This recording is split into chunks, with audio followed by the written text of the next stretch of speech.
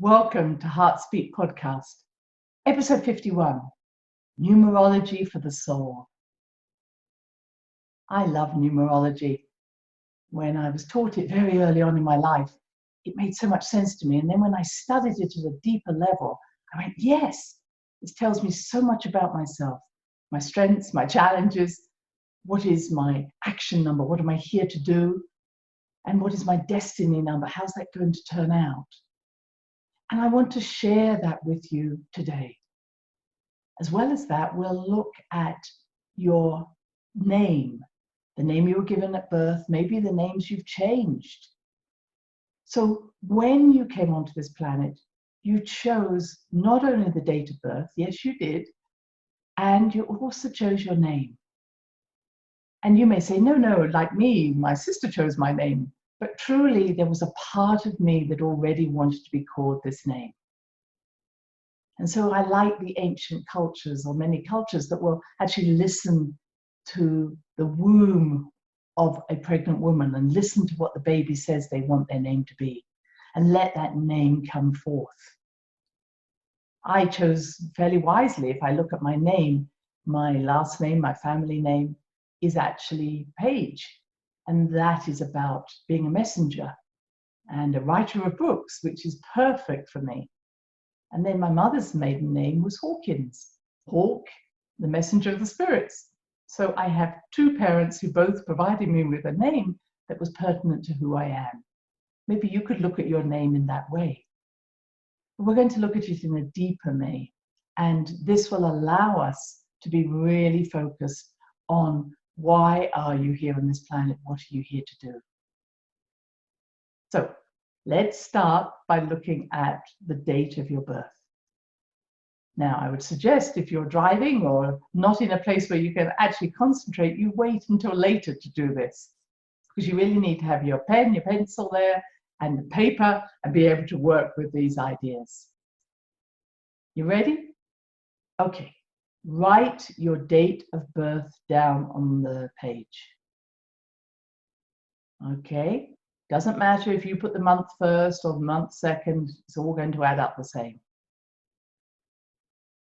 If you make sure that you have put the 19 if you're born in the 20th century, i.e. 1960.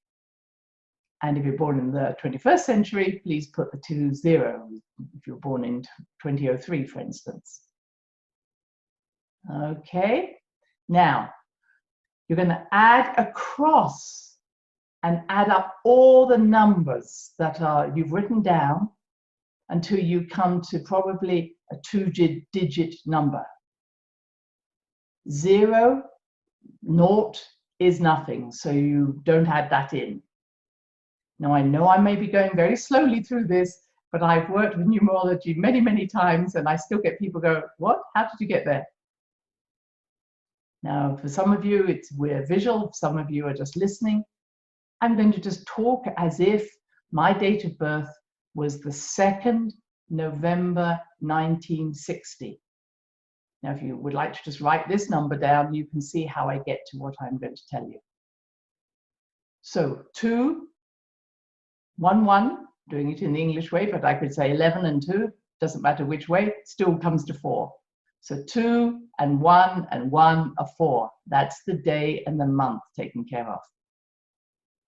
The year, 19, let's say 1960, 1 and 9, 10, and 6, 16, 0 counts for nothing. So 16 plus my 4 makes 20. That's the number if I just count right across. See how I got there? Then I bring that number down to a single digit. 2 plus 0 equals 2. So if I was born on the 2nd of November 1960, my action number would be a 2. All right? So please add up your numbers, come to a double-digit number, take it down to a single-digit number. All right. Now, I'm going to go through what the various numbers mean. And of course, you're going to wait until you hear what I I'm talking about for your particular number.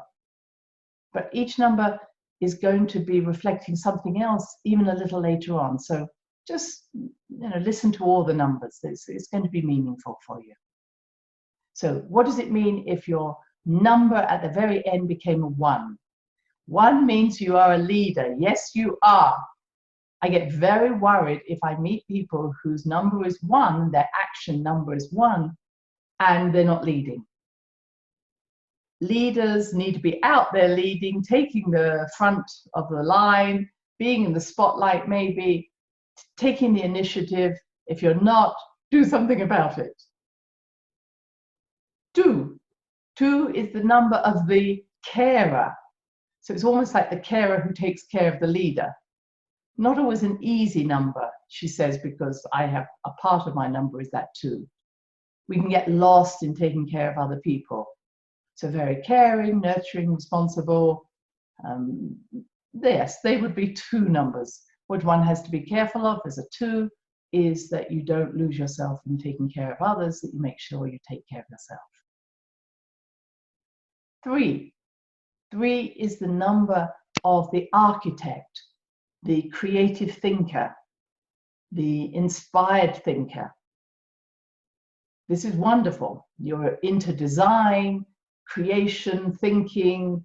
You may be writing books, or you may be doing something in your work which is all about design. Downside, you can get stuck in your head. Never get out of it. Be careful. Thinking is great, but you have to move it on. You have to do something with that energy. 4. The number of structure, of form. 4s are often hard workers. God bless you. You're often the solid piece in a relationship. You can rely on that person. They're always there. Trouble is, a 4 can also be like a box. You get boxed in.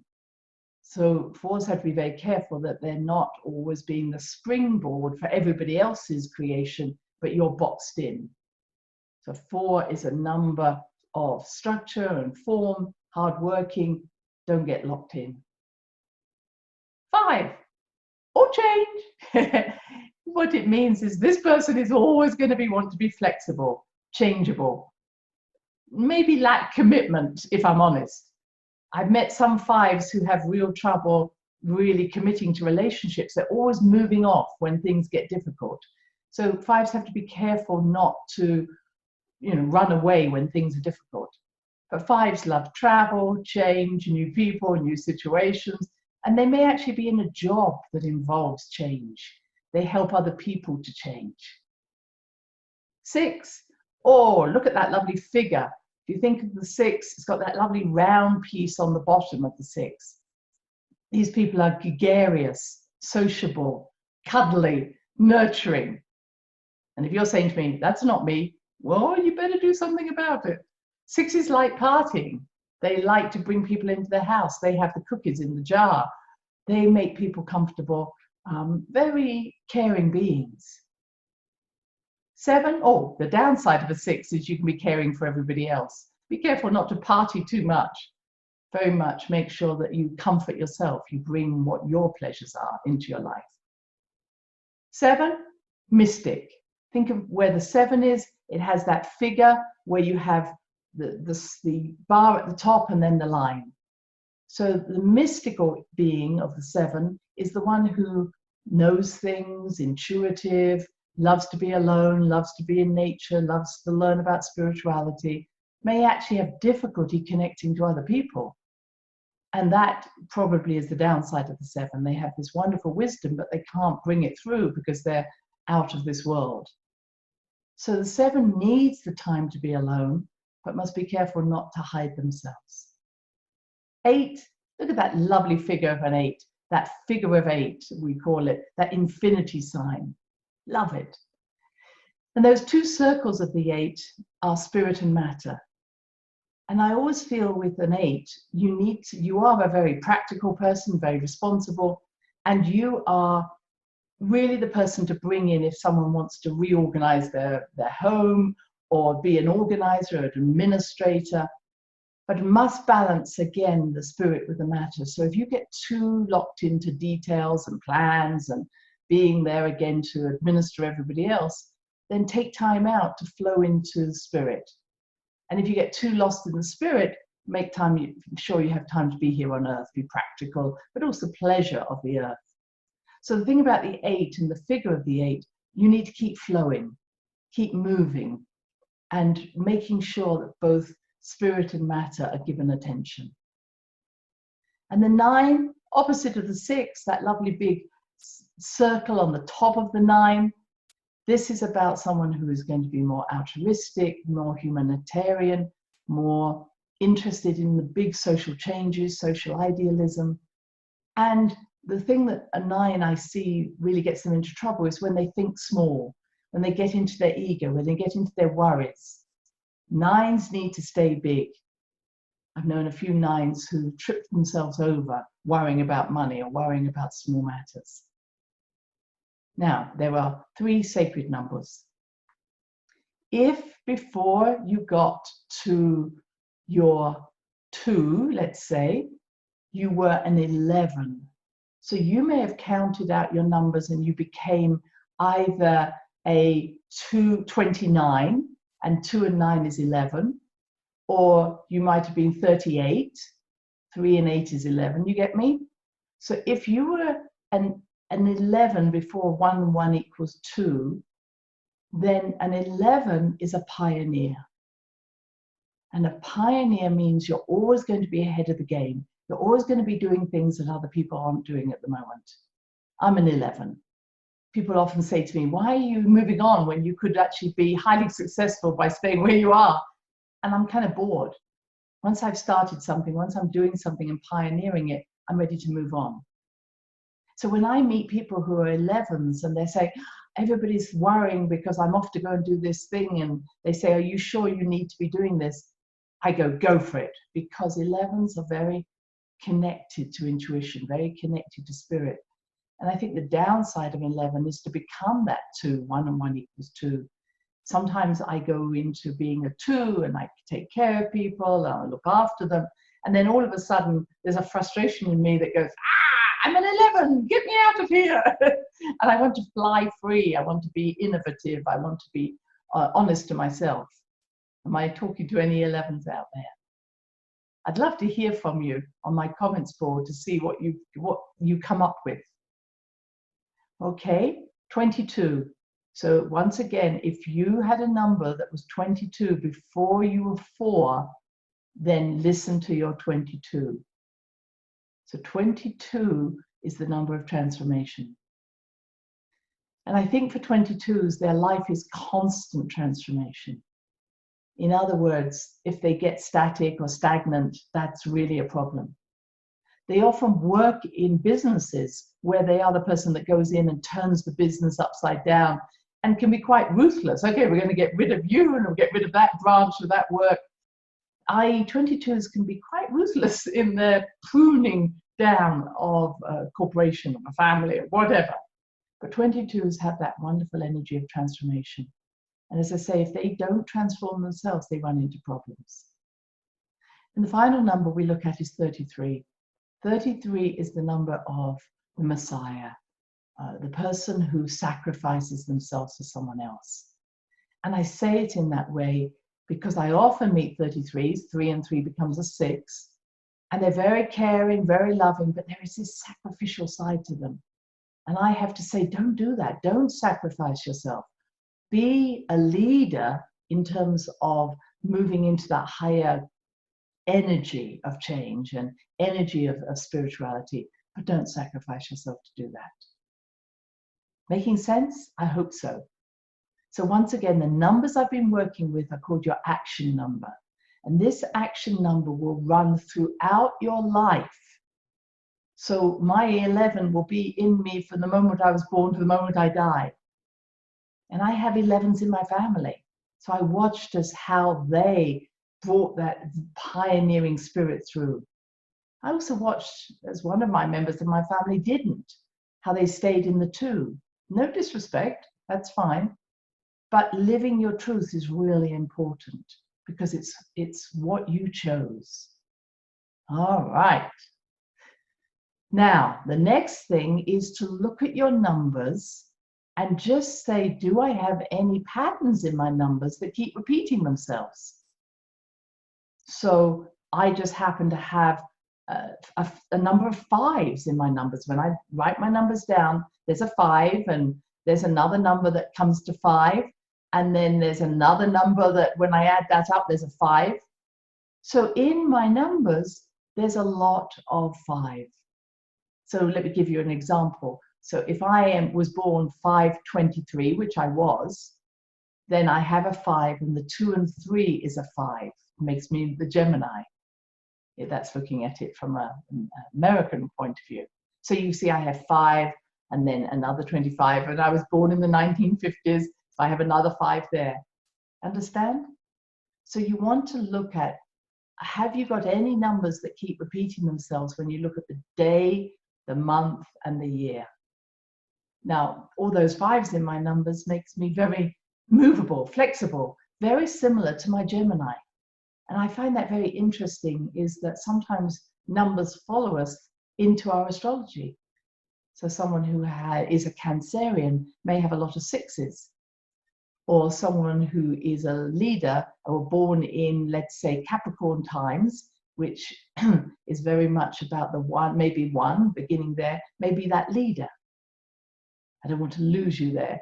But what I'm saying, it's very interesting to see how does an excess of numbers in your chart, in your numerology, actually show up. So look at that as well, see what's going on. We don't have enough numbers in our date of birth to actually say, well, what's missing? I mean, I could say there's a lot of numbers missing in just my date of birth. But we're going to look at this more clearly when we come to looking now at your name. All right, ready for this next step? Now, what you want to do is write 1, 2, 3, 4, 5, 6, 7, 8, 9 along the top of a page. Okay, then you want to write down the alphabet underneath those numbers. A, B, C, D, E, F, G, H, I, etc., etc. All right. So you keep going until you get to the end of the alphabet. Obviously, because there's only 26 numbers, we don't actually complete the 3 lines. That's good. 3 9s are 27, so we have 1 space missing. Now, I want you to write your full birth name.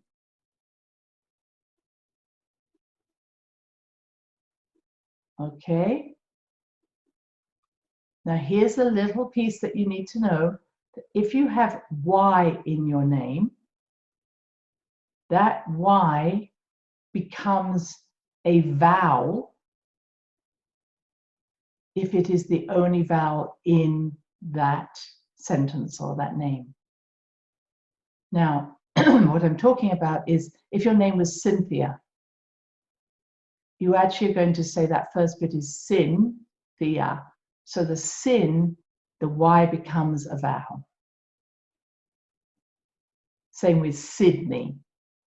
Now, Sydney is quite a good name. Sid, S-Y-D, that Y is a vowel, but at the end, ni, N-E-Y, that Y is a consonant.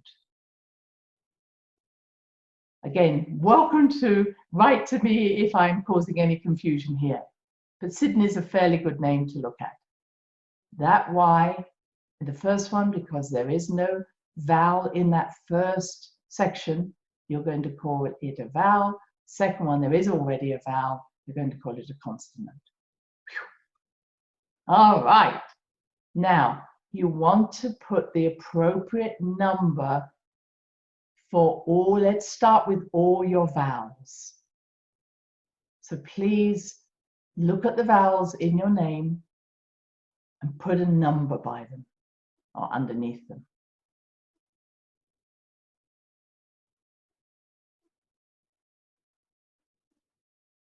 All right. Now you know what I'm going to tell you to do. Add up all those numbers till you come to a 2-digit number.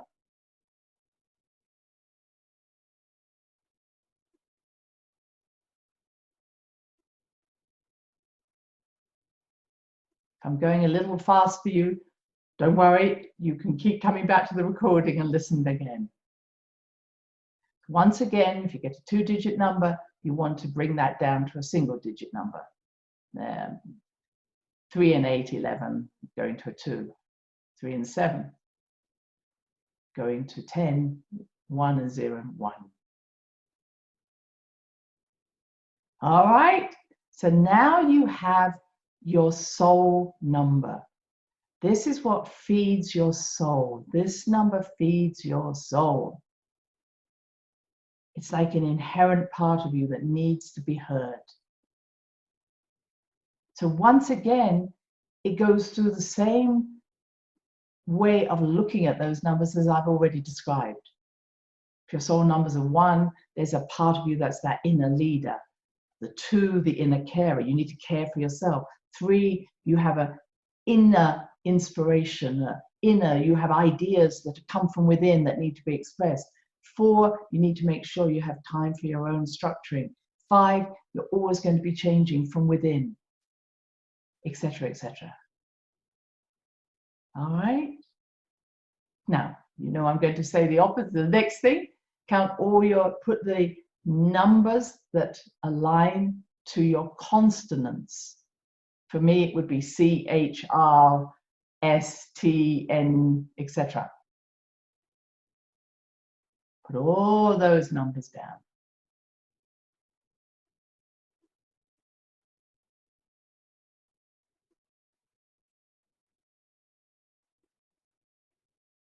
Again, just moving on a little bit. Add all those numbers up.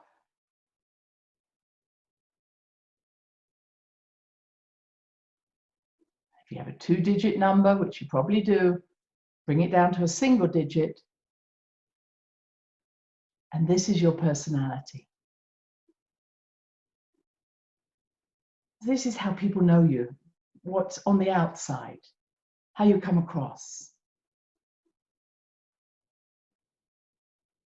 So for me, I found it fascinating because my personality number is actually a 7, the mystic. Fine, that's how people see me.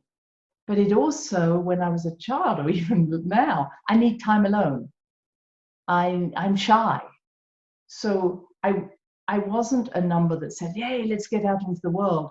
I was a number that wanted to hide somewhat. And when I saw that 7, that helped me to understand why it was that, as I say, I both needed time on my own and was somewhat shy. Using that same technique and those same interpretations I gave you earlier, you can now see what your personality is from your name. And then we have the joy of adding those 2 numbers together, your soul, your personality, and you once again get to probably a 2-digit number. If you don't, you want to get down to that 1-digit number. And we call that the destiny number. And you might say, well, what's the difference between an action number and a destiny number? Well, it's almost like your goal. Your action number is what will always be present in you. It's almost like a frequency that will never leave you. But your destiny number is you could say your soul's destiny, what you came here to do. So for me, it's a 3. And when I get to my 3, it very much is about writing books, being out there in the world, bringing information through. It keeps following the same theme. Fascinating. Now, finally, with this name, nearly finally, what you can do is look at how many times you wrote each number down. So how many times did you write 1, 2, 3 of both the consonants and the vowels? And you may see that there are numbers that are missing in you. Now, there are certain numbers that are quite difficult to get because of not many people having certain letters in their names. But it's very interesting to see. For instance, 5 is very common because it's E and N. Many people have those. But really, there are others that we may not have. Now, you could try and find a partner who has the things you miss, but you may also have to just spend a little bit more time on the things you're missing. You don't have to worry about the things you've got too much of. And what's interesting is that the numbers 2, 4, 6, 8 are numbers, as you may hear, the caring, the rootedness, the party goer, the 8, the practical one. They're all very down to earth numbers. And then 1, 3, 5, 7, 9 are very high, very out of your body numbers, very heady numbers. So you may find that you've got more odd numbers in your name than you have even, and you may have to work at being here on this earth. As you hear, my 7, 5, 3 are all those odd numbers. I'm having to work always to root myself, which is why I do the work I do. That's just an interest. Now, the last piece to talk about with your name is to then look at how did your name change, perhaps when you married, perhaps you chose to make changes to your name, and what even happens when you use your nickname. So, for instance, I can sometimes be called Christine, sometimes called Chris. What changes when I take out the T-I-N-E of my name? Really interesting to see how you change. For instance, you may end up with more 2s. Again, you may be more into the caretaking, and then when you change your name, you might become more of a 1, a leader. And as I said earlier, you can actually choose to use different parts of your name for different aspects of your own life. Fascinating. How you introduce yourself to people. All right. So I'm going to move on to one last piece. There is so much you can learn about numerology. There are pinnacles, there are different phases of your life. You can find a numerology book and it will just take you into real depth. This is my simple way, and a very accurate way, I have to say. I've been using it for so many years and being able to really go deeper into people just by looking at their date of birth. So the last piece is what we call your year number. Now, there's some debate about year numbers because I think those of us who are born closer to the beginning of the year believe that the year number starts at the beginning of that year, whereas those who are born towards the end of the year believe the year number starts when their birthday occurs. I think both are appropriate. So let's say you're born in October. What I'm about to tell you, it will start with your birthday in October, not on the 1st of January of the year of the birthday. So what am I saying? We're just about to finish. Let's not even look at 2019. Let's look at 2020. What you want to do is to take the day of your birth and the month of your birth. Just the day, the month. Add that into a single number. The example I gave of November the 2nd, that person is the 4th, the number is 4. All right? Now let's take 2020. So 2020 is a lovely, easy number. It's another 4. Now, when I add that 4 and 4, that makes that year for that person would be 8. Make sense? So forget your date of or year of birth. Just put in the 2020, which comes to 4. All right. Now, if, as I say, you were born in October, November, December, I would suggest that what I'm about to tell you begins on the date of your birthday. If you're born in the early part of the year, I suggest it starts at the beginning of the year. Now, if you're born somewhere between July and August, September, you can kind of choose. No, I'm kidding. I think probably September onwards, October onwards, you use your birth date. You should wait until your birthday. I think July and August can start on the 1st of the year. All right, so if your number next year begins with a 1, then this is a year when you're going to start something new. But remember, you in 2019 are in a 9 year. Again, cycle of 1 to 9. So you're finishing something this year to start something new next year. My experience of this is that often you're not actually starting it, you're thinking of starting something, but you're still letting go of old things. So 1 year is being inspired, not necessarily starting it, just being inspired, may still be clearing out the old. 2 year. A 2 year is when you start to bring around you the things that will nurture your ideas. You may change house, you might decorate your house, you may create an office, you may do something that brings nurturing to who you are. Maybe spending more time in your garden or backyard. 2 years are nurturing years, might be bringing the finances in that you need. Now 3 years are years of planning. This is when you get your business cards made, your website done, your CV up to date. And you might start social media. You may say, okay, I'm going to be doing this. This is bringing together people, fertilizing your ideas through communication. A 4 year, sorry to say, is a hard working year.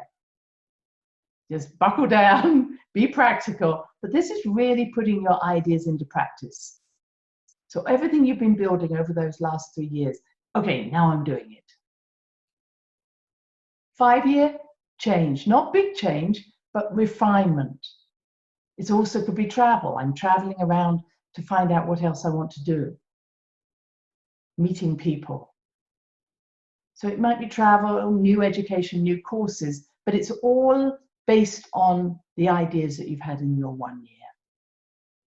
6 year, party time. Party time. 6 years should be years when you might even have new romance, new friendships, feeling more comfortable in yourself, feeling that, oh, I've done this, I'm ready. But also opening your home up. It may be that you feel that you need to bring friends in.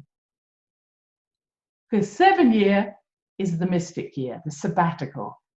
I think it's very hard to start something in your 7 year. You should be really taking time out to meditate, go on courses that take you inside yourself, spirituality, really looking at yourself, deepening your awareness of who you are. You probably are going to need time away from everybody. Just warn everybody. That's why it's important to be able to talk to your partner or the people around you and say, hey, I'm in a 7 year, you're in a 6 year. You might party, I'm about to disappear. 8 year is about bringing things together. Again, that wonderful infinity sign where you're really saying, this is what I've been doing. Signing contracts, putting things into detail, putting them into action in a big way. So 8 years of almost not quite finishing, but really cementing what you've been doing, showing the world what you've been doing. And then 9 years are years of change. And many a time in my 9 years, I do see things changing. Unfortunately, people may die or relationships may change, or you just may decide to move. But it's not a great year to start things. Now, it doesn't mean that new things won't happen, but they're going to happen on the back of change. And if you're in a 9 year now, you may say, well, I'll wait till next year before I put that idea into my action. Because what I'm saying is, if you follow these numbers, it gives you a better idea of how you want your energy to be going out into the world. Do you want it out into the world if you're in a 7 year? So that's the very simple way of looking at numerology. I hope you've enjoyed it. I've certainly enjoyed working with you today. And please, I'd love your comments about how this may tie up for you. You may say, aha, there I am. And also ask the questions. Mine is a very simple numerology.